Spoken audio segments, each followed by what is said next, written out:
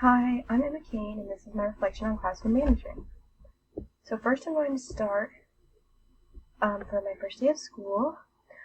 First I took a quote from my interview with Miss Gilmore, where she talks about teaching students routines explicitly by modeling them, group practice, and individual practice. This really stuck with me, and so I just thought it was relevant to put there. So here's my classroom norms. This is something that I'm going to make. I already made it, but I'm going to put this around my classroom. I learned from my reading how important it is to post your rules and make them really clear.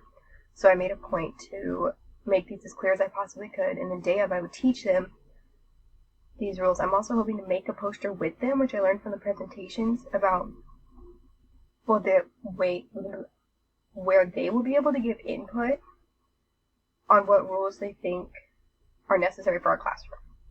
So I also included this in my lesson plan that we made for the first week of school. So I included stuff like, first of all, building connections, because I learned from the Kansas Teacher of the Year panel how important building connections can be. So I gave opportunities for students to be able to share stuff about themselves, and then I also gave an opportunity for me to really teach the rules, and I really want to go over those a lot, especially for the entire first little bit of school, not just the first day.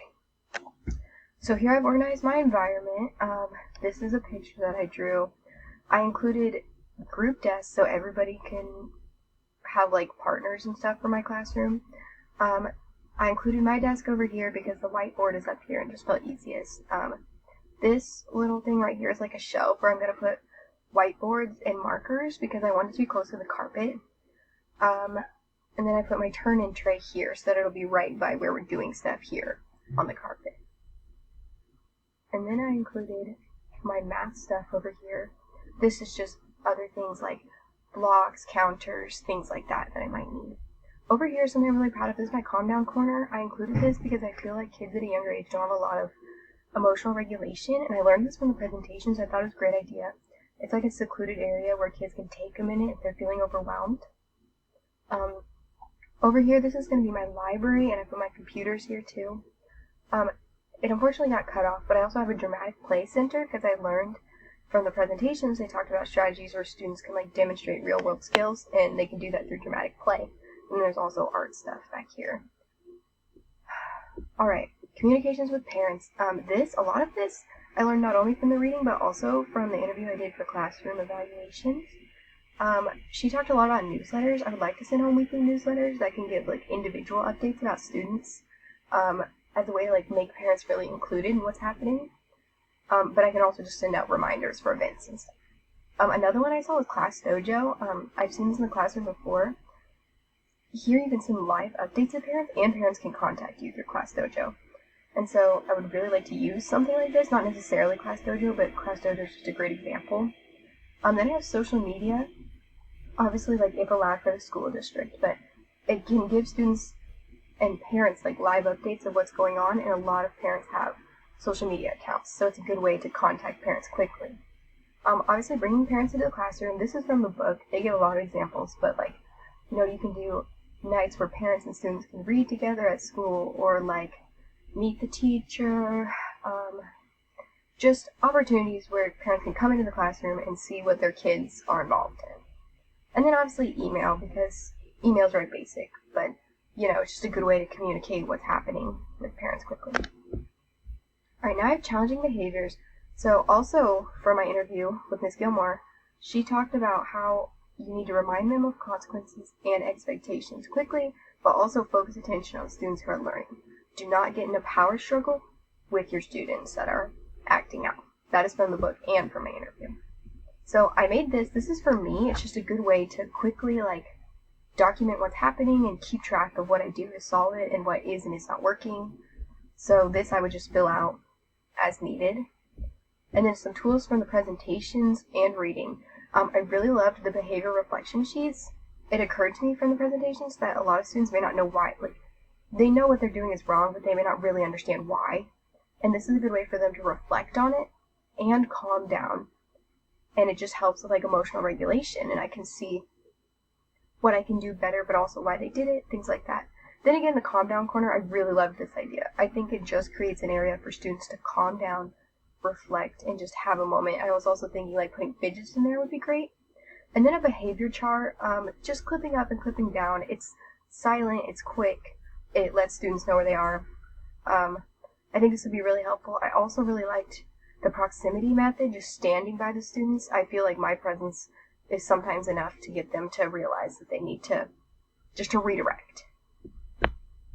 Alright, now I'm going to talk about expectations, procedures, and routines. So this is my poster. I'm obviously going to have it posted all around the room as like a good, solid reminder. I learned from the reading that expectations and procedures are things that help your classroom run smoothly. And so I added this quote, "We can do hard things." I thought it was a great way to create like a positive mindset in the classroom, and it's something I could say when students are struggling to show that just because they're struggling doesn't mean it's bad. And then I included these. This is like my morning meeting idea. Obviously not exactly this one, but giving students the knowledge of what's going to happen and what their day is going to look like. I feel like it helps prevent like stress and acting out, and just giving them the opportunity to understand what's going on and where we're at. And then carpet, I would like to have a carpet with some sort of spot so that they can just, like, we can regroup, reconvene. So they'll start here for morning meeting. Maybe we'll start here after lunch. Just a good way to reconvene, for me to give instruction. And that will be like a procedure we do every single morning, both morning meet and coming to carpet. Here's some other tools. This is just an example. I really like the timers idea because I think a lot of younger students really like that visualization of where they're at. But I also thought music cues, visual cues, just for example, like the cleanup song, not necessarily for my classroom, but stuff like that students know what to do when they hear it. And then I would actually like to do bell ringers. I think if I could come up with fun bell ringers for a younger age, that it would get them talking about what we're going to do and on task. So here's some technology and social media things that I would like to integrate. I've been learning a lot about integrating technology into the classroom.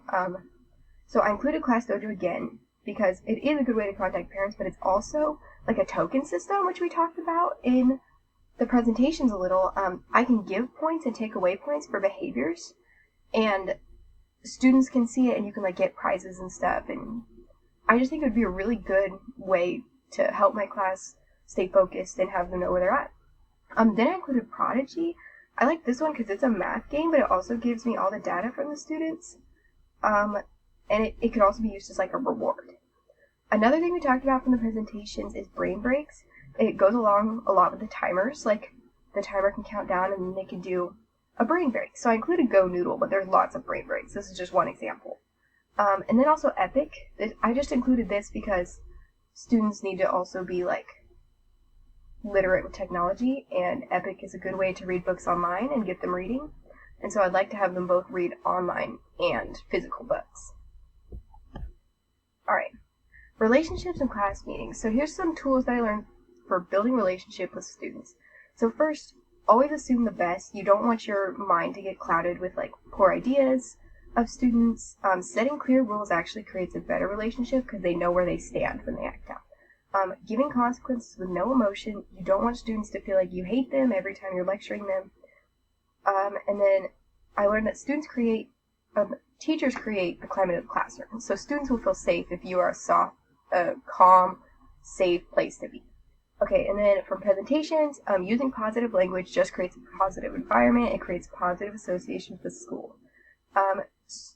Think about all students and not just learning like what they like, who they are. And learn about students and who they are. And then I included a picture of my lesson sequence again, because I think it's just really important to get to know students for who they are and not just teach to them. It will help you a lot. So that's what I've learned from classroom management this year. Thank you.